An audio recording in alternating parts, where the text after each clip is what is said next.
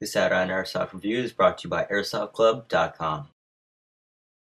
What's up, guys? Here with the first episode of the M4 AEG gun build, sponsored by Airsoft-Club.com.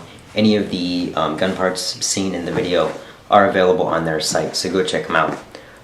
The reason I'm making this video is because nothing frustrates me more than having something that breaks and not knowing how to fix it, or not having the parts to fix it. Fortunately, with the airsoft community, or with airsoft in general, is almost all the parts you might need are online somewhere on the internet. You can buy them.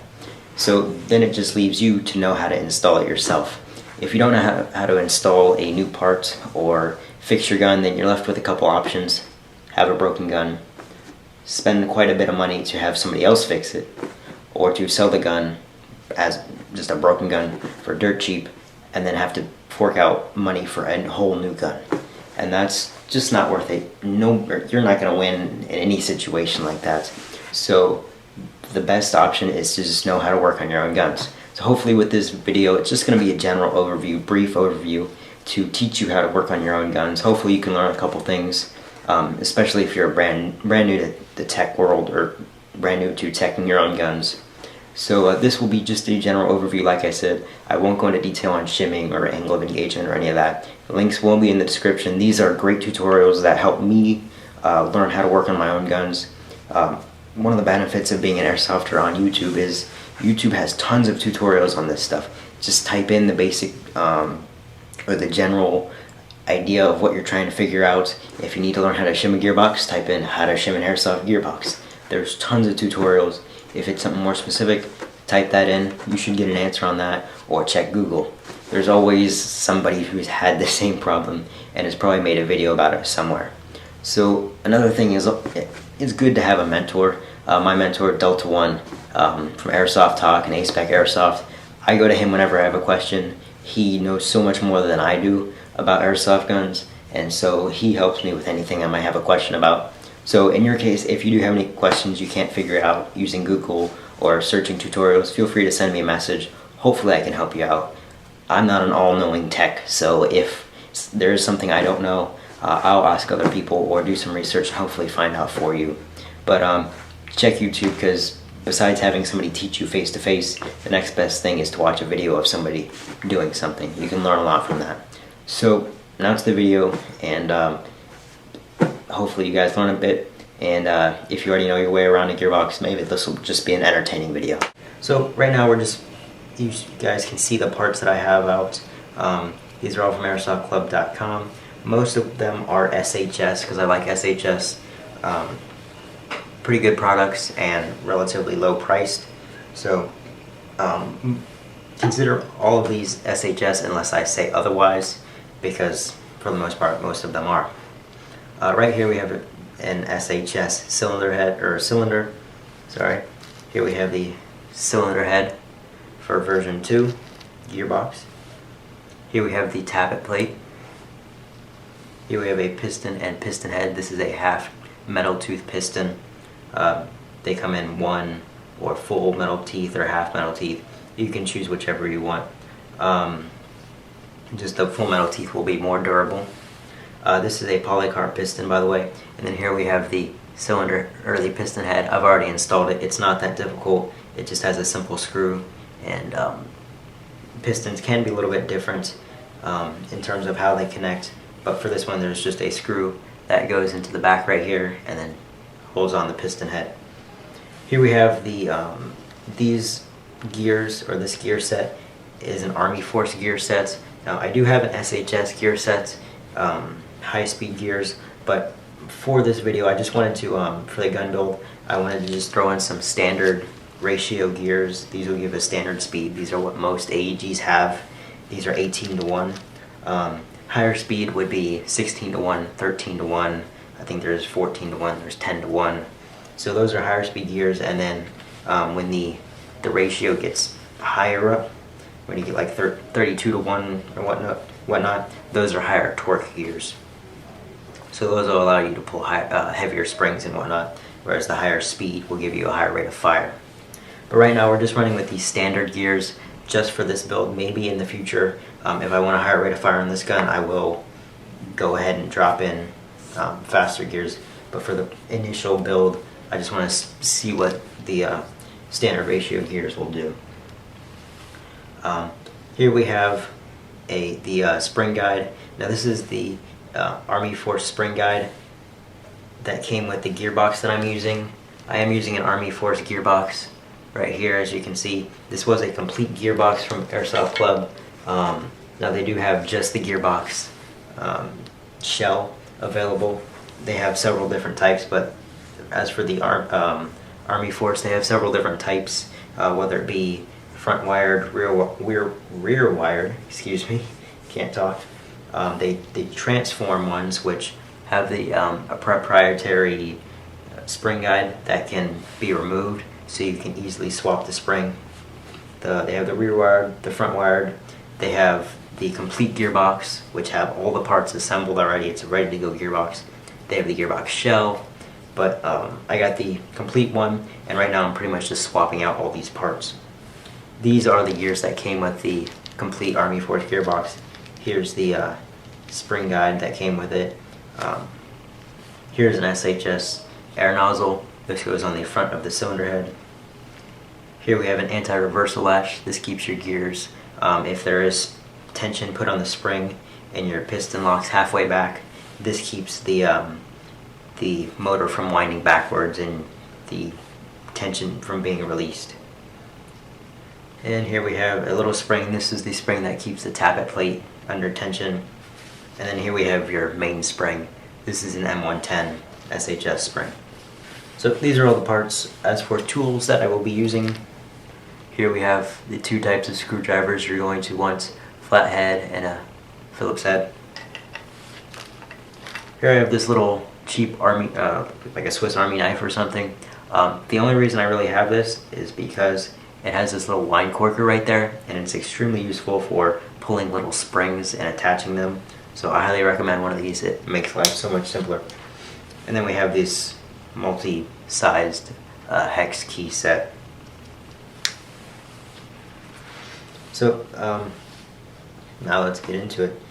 Let me move all these over, and then I will show you how to start assembling the parts. First thing we're going to do is take your cylinder and take your cylinder head. You're going to want to take a little bit of lube. Right now I have some piston grease and gear grease. So take a little bit of the grease. I highly recommend you purchase some, because if you're working on a gun, you're going to want to wipe out some of the grease that you already have in the gun, because there's so much cheap Chinese nasty grease that you're going to want to clean it out a little bit. It'll help your gun run a little bit faster, because it's not all gooed up, and just get some higher quality stuff in there. And right now this helps give a better air seal. Just take your cylinder head and install it into the cylinder. Put a little bit of pressure, and I pushed too far, so move it out a little bit. So you're gonna want it so this little, hopefully I can get there. You want this part right here to sort of sit flush with the lip of the cylinder. So try to get it as even as possible. If not, it'll even out when you install everything. It'll fit a little bit better. Then you can take your tappet plate right here and take your air nozzle, and you'll notice on the air nozzle there's a little groove around the base that you can fit the tappet plate around, so it clamps on like that. Hopefully you can see. It just holds on to it, and now you can put it on the tip of your cylinder head. And also I just take a little bit of grease and put it around the edge for a little bit better air seal. The whole point of having a good air seal is not only will you increase the feet per second, but your shots will be more consistent. The air isn't just escaping out the sides. It's more consistent air seal, so your shots will be, your FPS range will be much closer. Say if you're shooting 370, you'll be shooting closer to 370 and not like 360, 380, 375, and you just won't be jumping around as much. And that also helps you dial in your hop up. Right now what I'm doing is just putting a little bit of lube inside the cylinder and around the piston head and stuff to give a better air seal.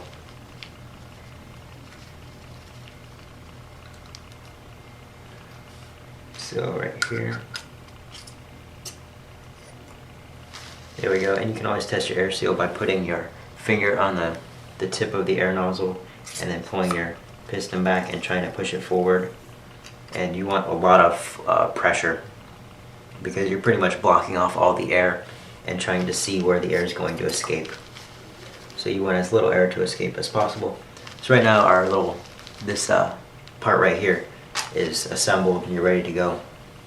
Next we have pull out your gearbox. You can wipe away all the grease. Right now I just have a tiny bit in there.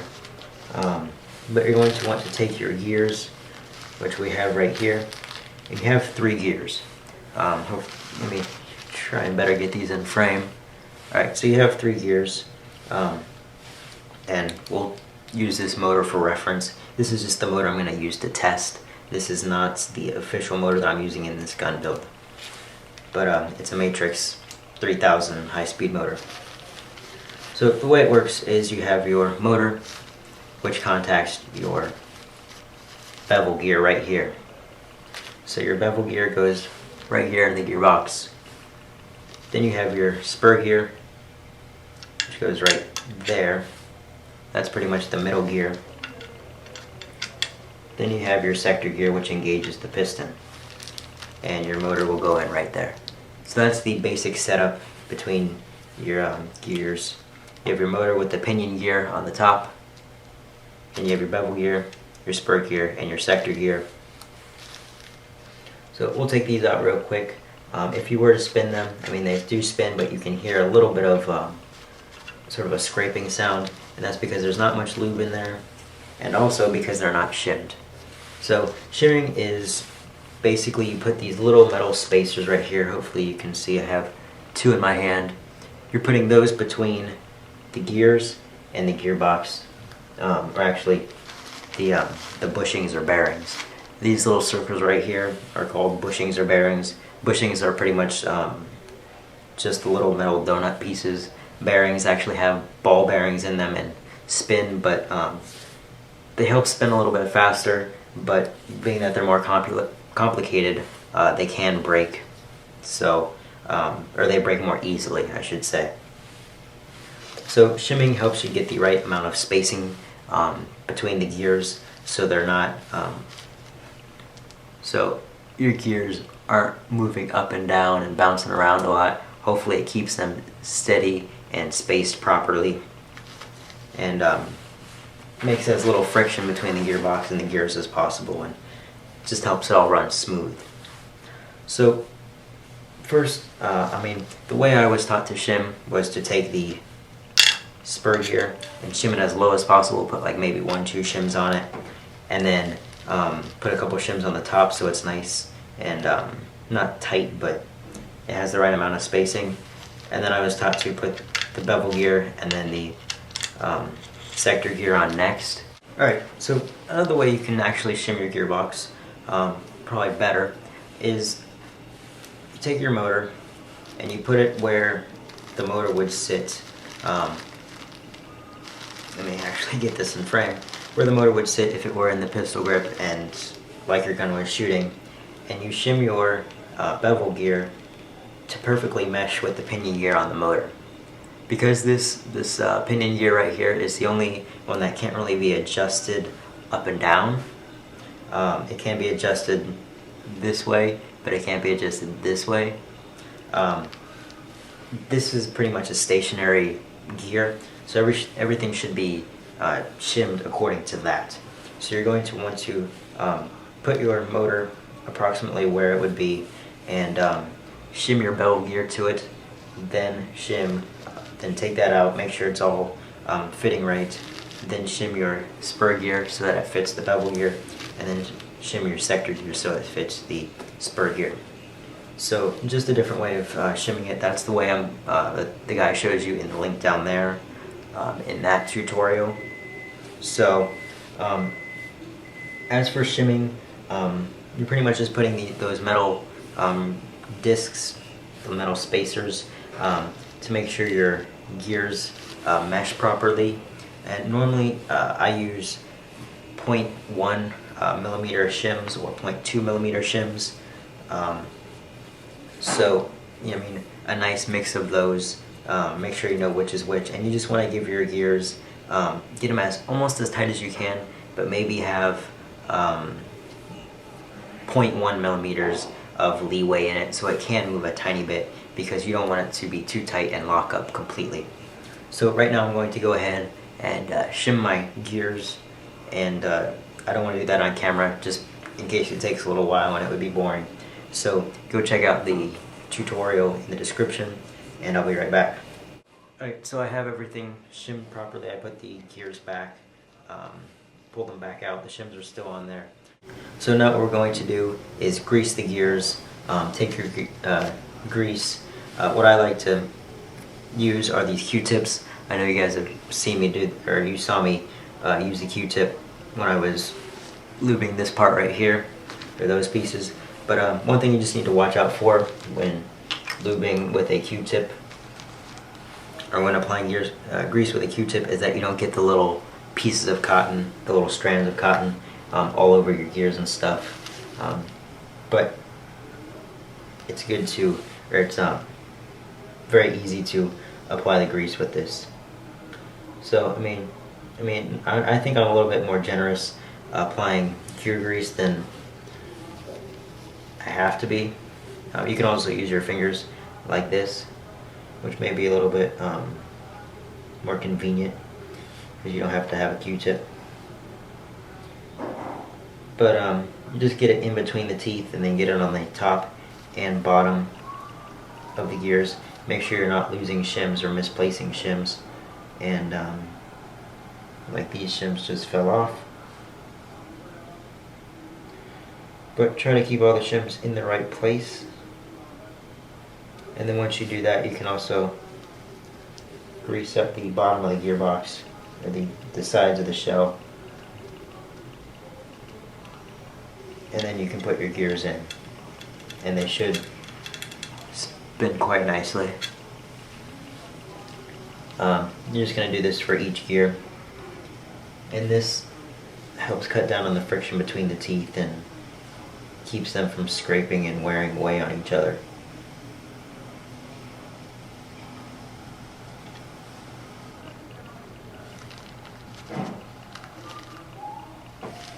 Alright, and finally we're just going to do the sector gear.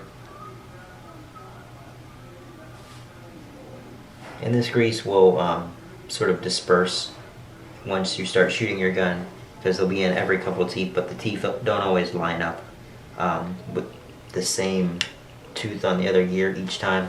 So I think it'll spread out a little bit. And just put a little bit on the top right there. So I'm just going to clean my hands off real quick. And we're almost done, actually. It's quite simple. One thing you are going to want to do, you will have to take off the bevel gear again, so you can put your anti-reversal latch back in, which is a pain. We'll handle that later. But next you can just take your air seal assembly, and actually make sure that the teeth of the gear are aimed down so that they don't interfere with the piston. So we got those parts back in. Make sure your piston lines up with the rails on the side. There we go. So they mesh.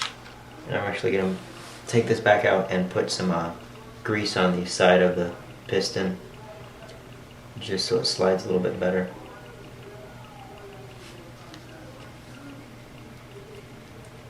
So now that this is lubed up a little bit and doesn't wear as much. And same with the teeth right here. Alright, so I have my piston in there, and it's lubed, everything is lubed up and pretty much ready to be assembled. One thing I did want to mention though is I won't show it specifically here because I'm not going to zoom in enough and the camera angle won't be right. But in the angle of engagement tutorial I linked right there, or down in the description, it'll go over angle of engagement. Right now I just don't have the parts necessary. I don't have the spacer necessary, and the piston I have isn't cut. The second to last tooth isn't cut, so and I don't have my tools to cut it. So right now I'm just gonna have to skip that right now, but I will revisit it because it is relatively important for the durability of the gun. I mean, it won't keep the gun from working right now, but it'll help it last longer in the long run, and I advise doing it if you can. So go check out that tutorial and it will explain what angle of engagement is. So right now the next thing we are going to do is put this little spring right here on. This helps the tappet plate return forward and push the air nozzle forward to load in a new BB. So we're just going to loop it around, and then this is where the wine corker comes in handy. You just grab the end of the spring and pull it tight. I find that really useful. You could probably use pliers or something if you wanted. And now one of the last things we have to do is take the anti-reversal latch. You're going to have to lift up your bevel gear, make sure you don't lose the springs. I like to take the springs back off and put them on the gear, because sometimes they will stick to the bushing underneath instead. But make sure your spring is on your anti-reversal latch, and you're going to want to put it right there. Right there, hopefully you guys can see. And you're going to pull it tight and put it under tension, so that's aiming this way, aiming towards like my finger right here. And you're going to want to put your gear in, and it's a relatively difficult process compared to everything else, but you're just going to have to pull this anti-reversal latch back so it aims this way, and then try and squeeze the bevel gear in there. Now with some guns the anti-reversal latch tries to pop out, and it's an absolute pain. But this one, fortunately, is staying in place, so it's not a big deal. And we're pretty much done for this gearbox. Now, if you have a conventional gearbox that's not a quick spring change gearbox, you're gonna have to put the spring in. Actually, I should mention with the spring, the denser coils go towards the back. So as you can see, this is an irregular pitch spring. It has dense coils here, and then loose coils here and here. So the loose coils go towards the front, the end with the loose coils, and the dense coils go to the back. So as you can see right there, and what you're going to have to do if you have a conventional gearbox is put your spring guide in.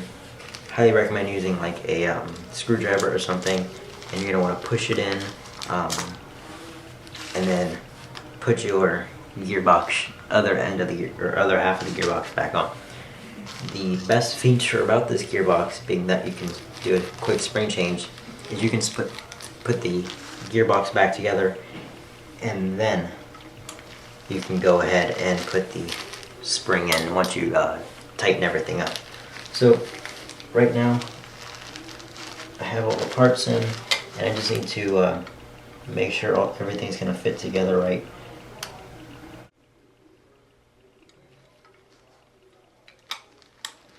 Oh, and there we go. Sometimes it works perfectly like that, sometimes it doesn't. So right now I'm just going to put the screws back in real quick and get everything tightened up, and then I will put the spring back in and we'll test it. Alright guys, so I'm back. I have the gearbox fully assembled. I have pistol grip on, I have a motor in there, and I have it hooked up to a 7.4 LiPo, and do a test. And it works. So I'm not going to dry fire it too much just because. But that's the basic anatomy of a gearbox. I know I'm not the best teacher really, so hopefully you grab some meaning out of this video and understand a bit more than you did before. And if you already knew a lot about gearboxes, hopefully you just found it entertaining. But thanks for watching. Comment, rate, and subscribe. If you have any questions, please send me a personal message if they're in depth, or if it's just a little question, leave it in the comments. And give this video a thumbs up and go like Aderonn Airsoft on Facebook. So thanks for watching, and hopefully the next segment of the series will be posted a little bit faster, or a little bit sooner. But thanks for watching, and I'll see you guys later.